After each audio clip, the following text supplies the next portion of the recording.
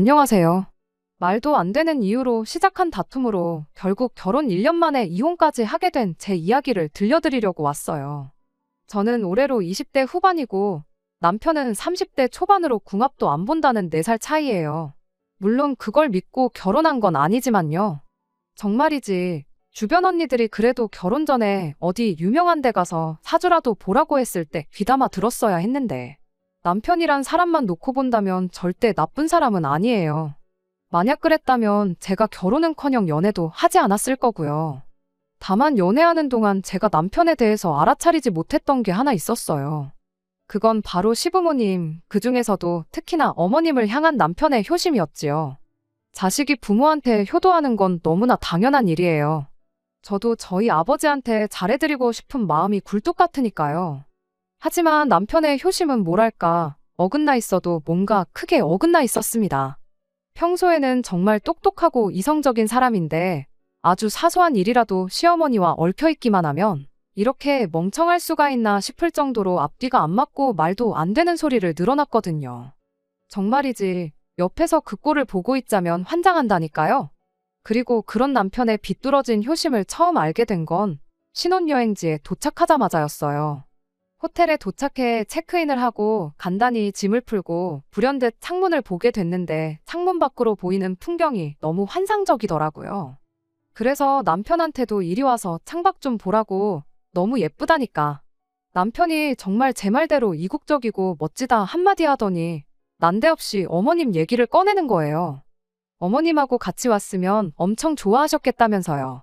무슨 소린가 싶었어요. 아니, 당연히 농담하는 거라고 생각했지요. 그래서 저도 웃으면서 우리가 뭐 그냥 놀러 온 것도 아니고 신혼여행인데 누가 신혼여행지에 시어머니랑 같이 오냐고 한마디 했네요. 여담이지만 신혼여행이 저희 둘이 처음 떠난 여행도 아니었습니다. 결혼 이야기가 조금씩 오간 이후부터는 해외는 아니었어도 1박 2일, 2박 3일 숙소 잡고 국내 여기저기로 열심히 다녔으니까요.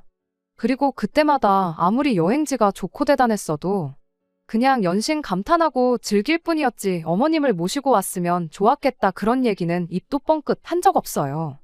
그렇다고 남편이 어머님을 모시고 어딜 다녀왔다는 걸 들어본 적도 없었고요.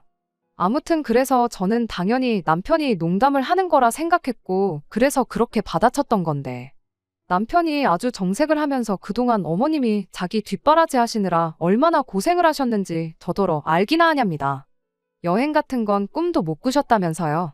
그러면서 저더러 저는 친정아버지 모시고 이런데 한번 와야겠다는 생각이 안 드냐. 자식이 돼서는 좋은 데 가고 좋은 거 먹고 하면 당연히 부모 생각이 나는 게 정상이다 그러는데 기가 막혔죠. 그리고 남편 말이 틀렸다는 건 아니에요. 사실 친정어머니가 일찍 돌아가시는 바람에 이후로 친정아버지가 혼자서 저랑 제 동생을 키우느라 고생을 많이 하셨거든요. 할머니의 도움을 받으시긴 했지만 생각해보면 친정아버지도 한참 떼셨는데 저희 때문에 재혼도 안 하셨고요. 그러니 저도 남편 말대로 좋은 데 가면 아버지 생각나고 좋은 거 먹다 보면 아버지는 이런 음식을 드셔본 적은 있으신가 하는 생각도 들어요.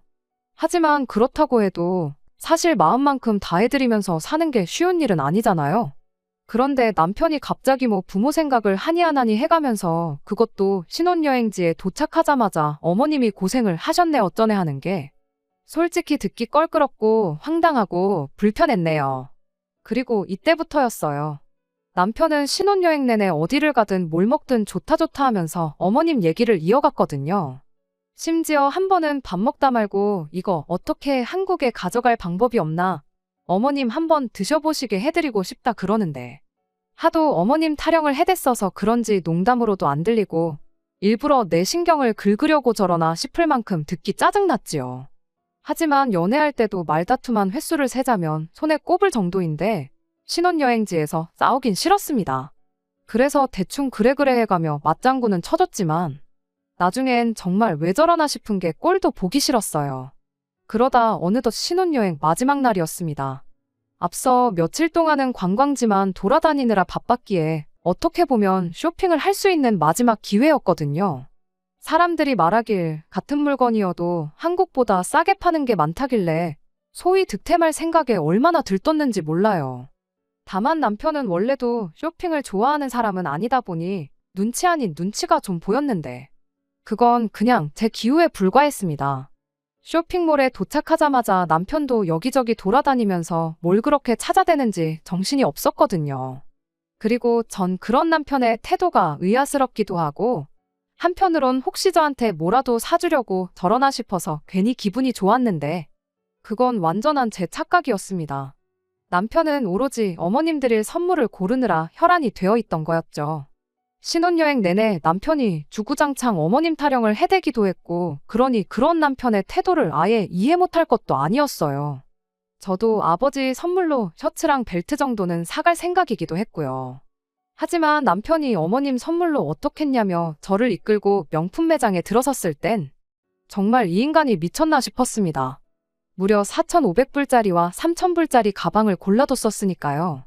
사람이 기가 막히면 말이 안 나온다고 하잖아요. 제가 딱 그랬어요. 그래서 황당하단 표정으로 남편을 쳐다봤는데 남편은 그런 제 표정을 어떻게 해석한 건지 기왕 사드리는 거 역시 비싼 게 더 좋겠지 그러는 거예요. 그리고는 급하게 점원을 찾는데 저희가 신혼여행을 갔을 때 환율이 보통이 아니었어요. 그 가방값을 한국 돈으로 환산하면 남편 2달치 월급에 육박했으니까요. 그렇다고 저희가 돈이 넘쳐나는 상황이었냐 하면 전혀 아니었습니다.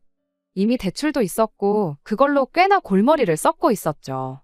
하지만 사람들 많은 쇼핑몰에서 비싼 햇산에 해가며 말다툼하긴 싫고 그러다 문득 어디선가 봤던 게 생각이 났어요. 상대가 얼토당토하는 짓을 할 때는 거울 치료가 효과가 직방이라고요. 그래서 저도 남편이 지금 얼마나 말도 안 되는 소리를 하는지 느끼게 해줘야겠다 싶어서 남편을 데리고 명품 시계 매장에 갔어요. 그리고 제가 착각했던 것처럼 남편도 눈이 반짝반짝한 게 제가 자기 뭐라도 사주려고 들어왔다고 생각하는 눈치대요. 그래서 하나 골라보라고 했더니 어머님 가방만큼이나 비싼 걸 딱 집는 거예요. 그래서 저도 남편이 그랬던 것처럼 역시 시계도 비싼 게 좋겠지 하고는 우리 아버지 드릴 선물은 이거면 되겠다 했습니다. 그랬더니 남편이 보인 반응이 웃기지도 않았어요. 닭튀기는 장인어른이 이렇게 비싼 시계가 뭐가 필요하냐면서 정색을 해댔으니까요. 그리고는 자기가 벌써 저희 아버지 드릴 선물을 사뒀다면서 주머니에서 열쇠고리를 꺼내는데 정말 이때는 사람들이고 뭐고 그냥 뺨 한 대 시원하게 날리고 싶은 심정이었죠. 하지만 정말 차마 그럴 순 없어서 올라오는 화를 꾹꾹 눌러 참으며 우리 아버지더러 그걸 어디다 쓰시라는 거냐 물었어요. 아버지 댁 현관도 비밀번호로 들어가는 도어락이고 차도 스마트키인데 그걸 어디다 쓰냐고요. 그랬더니 장인어른 가게 셔터 내릴 때는 자물쇠 쓰시지 않냐며 그 자물쇠 열쇠에다가 달면 딱일 것 같다나요. 그러면서 그럼 절대 그 열쇠 잃어버릴 일은 없으실 거라고요. 뻔뻔한 남편의 태도에 저도 더는 참을 수가 없었습니다. 그래서 오빠 말 잘했다고 그렇게 치면 마트에서 일하시는 어머님은 명품백이 뭐가 필요하시냐 받아쳤지요. 그러면서 어머님한테는 머리핀 하나 사드리자 했어요. 시식 코너에서 일하시는데 머리를 풀어헤치고 일하실 순 없으니까 아주 짱짱한 핀으로 하나 사드리면 되겠다고요. 거울 치료가 효과가 좋다는 말은 다 뻥입니다. 대신 서로 더 기분 나쁘게 만드는 효과는 좋대요. 결국 남들 다 보는 앞에서 언성만 높였고 사려고 했던 건 아무것도 사지도 못한 채 호텔로 돌아왔어요. 마지막 날이라고 분위기 괜찮은 레스토랑도 예약했었는데 그것도 취소하고 호텔 밖으로 나와서는 열받는다고 굶을 수도 없는 노릇이라 가까운 패스트푸드점에 가서 햄버거를 시켰지요. 그리고 곧이어 나온 햄버거를 한 입 크게 베어문 순간 신혼여행지에서 이게 다 무슨 일인가 싶은 게 눈물이 절로 나대요. 아무튼 그렇게 식사를 마치고 나서 방으로 돌아왔는데 남편도 대충 저녁을 때웠는지 벌써 방에 와 있더라고요. 하지만 말 한마디도 섞기 싫어서 눈길도 안 주고 씻으러 들어가려는데 남편이 저한테 얘기 좀 하답니다. 그리고 전 그때만 해도 그래도 남편이 반성을 좀 했구나. 자기가 뭘 잘못한 건지 깨닫고 사과를 하려나 보다고 생각했어요. 하지만 이 또한 저희 착각이었습니다. 미안하다고 사과를 해도 받아줄까 말까인데 상황 파악이 전혀 안 된 건지 저더러 너는 뭐가 그렇게 마음에 안 들어서 그러냐며 시비를 걸어왔거든요. 꼭 시시비비를 가리고 설명을 해줘야 이해를 하려나 싶어서 그냥 무시하려다가 저도 한마디 했습니다. 일단 신혼여행지에서 어머님 타령을 해댄 것도 그래 자식된 마음에 그렇게 나올 수도 있지 생각하려고 했다. 그런데 어머님 핸드백으로 4,500불짜리? 그게 말이 되냐. 그리고 그래 100번 양보해서 좀 무리하더라도 좋은 거 사드리기로 했다 치면 우리 아버지는 어째서 열쇠고리냐. 선물을 하려면 양가에 공평하게 해야지. 지나가는 사람 열을 붙잡고 물어봐라. 열이면 열.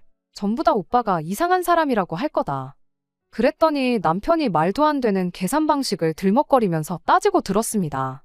어머님이 저희 신혼집 구하는데 보태라고 돈을 좀 주셨는데 받은 게 있으니 성의 표시는 해야 할 거 아니냐고요. 정말이지 속사정을 모르는 사람은 아마 여기까지만 들었으면 제가 염치가 없고 뻔뻔하다 했을 거예요. 하지만 실상은 이렇습니다. 일단 어머님이 돈을 보태주신 건 맞아요. 2억짜리 집을 구하는데 1억을 해주셨으니까요. 참고로 나머지 1억 중 8천은 대출이고 2천은 남편이 모아온 돈이에요. 그러면 저는 뭐 맨몸으로 시집왔냐? 절대 아닙니다. 일단 신혼집에 들어간 혼수는 전부 제가 부담했고요. 신혼여행을 포함한 결혼식에 들어간 비용도 제가 모아놓은 돈으로 충당했어요. 게다가 아버지께서 어머니도 안 계신데 괜히 시부모님한테 미운 털 박히면 안 된다고 예단도 시댁에서 요구하시는 거 뭐 하나 빠지지 않게 챙겨주셨습니다. 그뿐인가요? 저랑 남편이랑 같이 타고 다니라고 중형세단도 한 대 뽑아주셨지요. 그러니 비용으로 따지면 정확히 절반은 아니겠지만 그래도 거의 반반 결혼을 한 거나 마찬가지예요. 남편한테 제가 싫은 소리를 들어야 할 입장은 절대 아니었습니다. 그런데 남편은 제가 해간 건 하나 계산도 안 하고 그저 당장 시부모님 통장에서 1억이 빠져나간 것만 가지고 생색을 내니 어찌나 기가 막히던지요. 그래서 저도 제가 해온 것들 전부 조목조목 따져가며 남편에게 들이밀었어요. 그랬더니 남편이 하는 말이 계산을 그렇게 하면 안 된다면서 집은 앞으로 가격이 오를 일밖에 없지만 제가 해온 혼수나 자동차는 시간이 지날수록 가격이 떨어진다고 저더러 감가상각이라고 드러나 봤냐고 빈정거리대요. 남편의 양아치 같은 태도에 어찌나 실망스럽던지. 그래서 남편더러 시부모님께서 지원해주신 그 1억 내가 돌려주겠다 했습니다. 대신 2번 다시는 시부모님한테서 돈을 받았네 어쩌네 소리는 입에 담지도 말라고. 그리고 오빠가 산 그 열쇠고리는 어머님이나 아버님 드려라. 나는 우리 아버지한테 시계 사드릴 거라고요. 그랬더니 남편도 그제서야 입을 다물대요. 하지만 끝끝내 남편은 저에게 사과는 하지 않았고 그렇게 신혼여행의 마지막 밤도 지나갔습니다. 그리고 밤새 저는 결혼식을 올린 지 얼마나 되었다고 이런 일을 내가 겪어야 하나 싶은 게 내가 결혼을 잘못한 건 아닌가 하는 생각만 들었죠. 그리고 그렇게 뜬 눈으로 밤을 지새웠는데 아침이 밝아오자 남편이 저한테 사과를 해왔습니다. 여행 내내 어머님 생각이 많이 나다 보니 자기가 지나쳤던 것 같다면서 다음부터는 이런 일 절대로 없을 거라고요. 그러면서 장인어른 드릴 선물도 열쇠고리 말고 공항 도착하면 면세점에서 제대로 된 거로 골라보자 그러는데 남편 태도를 보아하니 제법 진심인 것 같아서 결국 사과를 받아주었죠. 하지만 지금은 그때 사과를 받아준 게 너무 후회가 됩니다. 차라리 그때 사과를 받아주는 게 아니라 한국 도착하자마자 헤어졌으면 1년이란 시간을 낭비할 필요도 없었을 텐데 싶거든요. 아무튼 남편 말대로 한국행 비행기를 타기 전에 공항 면세점에서 너무 과하지도 않고 너무 성의 없지도 않은 적당한 선물을 샀습니다. 금액도 부담되지 않는 가격대로 양가에 공평하게요. 다만 그때까지만 해도 남편이 공평함이란 개념을 한참 잘못 이해하고 있다는 건 눈치채지 못했고 크게 싸우긴 했지만 결국 화해도 했으니 앞으로 행복하게 결혼 생활 잘하는 일만 남았다고 생각했어요.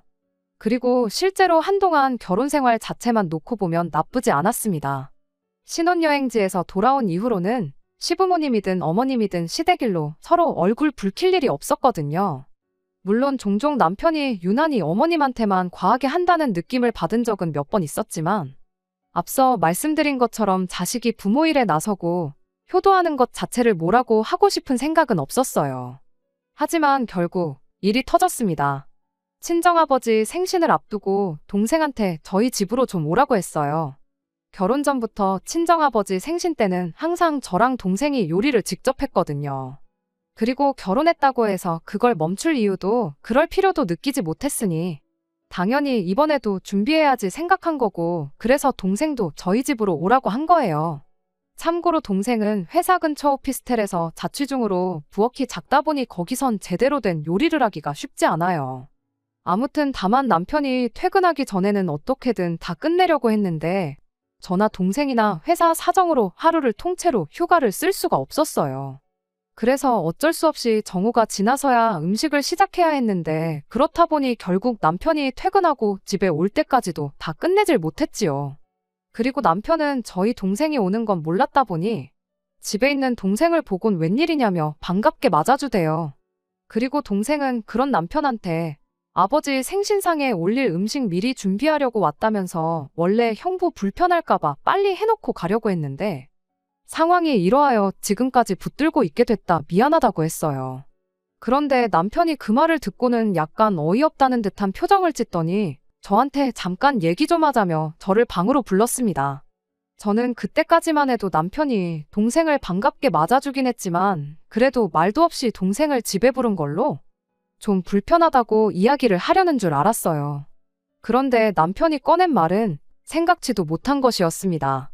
한다는 말이 제가 친정아버지 생신상을 직접 준비하는 게 공평하지 않은 것 같다는 헛소리를 했거든요.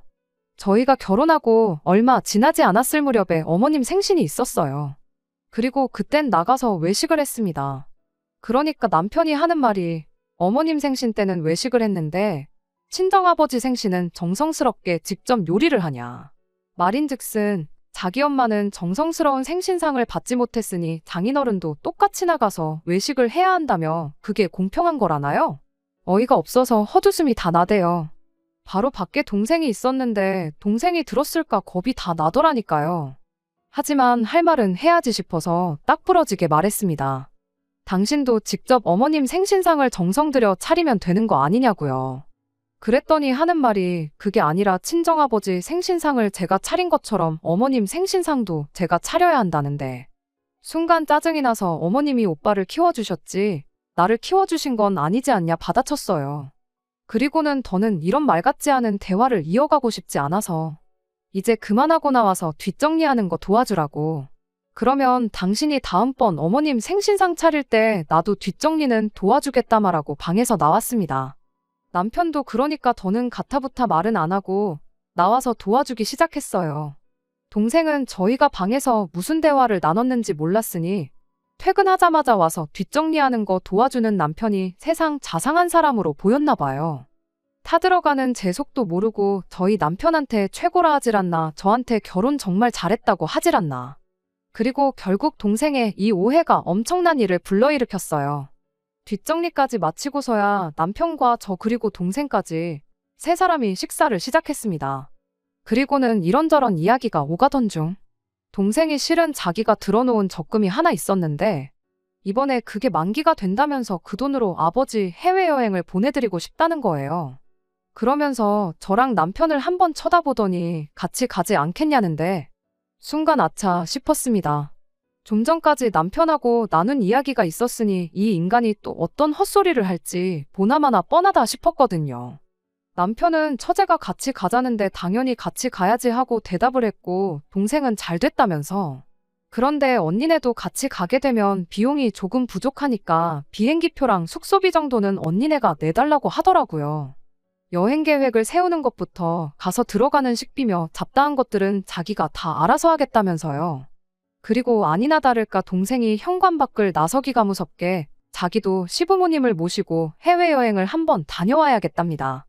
그리고 제 경우 아버지의 여행 비용부터 전반적인 모든 걸 동생이 부담하기로 되어 있긴 했지만 그래도 아버지를 모시고 해외여행에 가는 건 사실이다 보니 남편한테 가지 말라고 못하겠더라고요.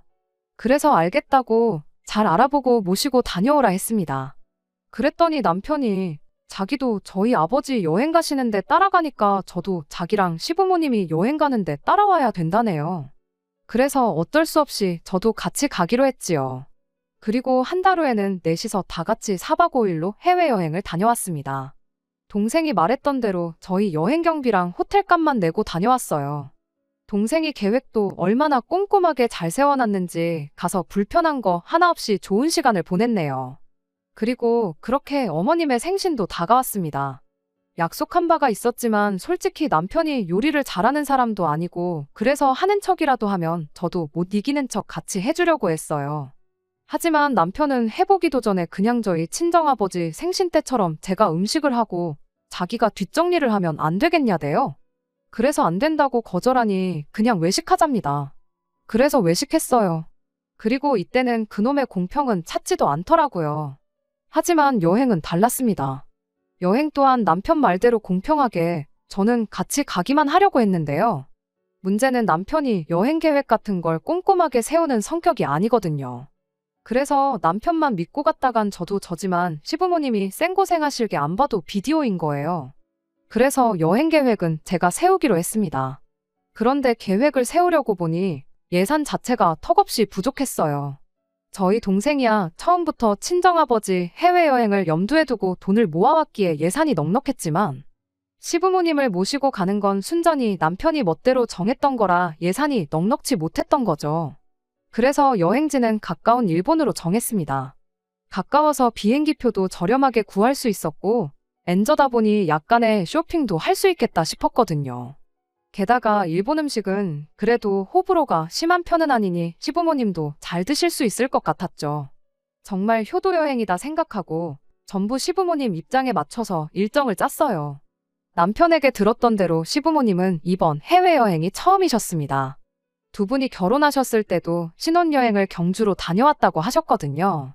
그렇다 보니 두 분 다 비행기도 태어나서 처음 타본다며 엄청 신나하셨어요.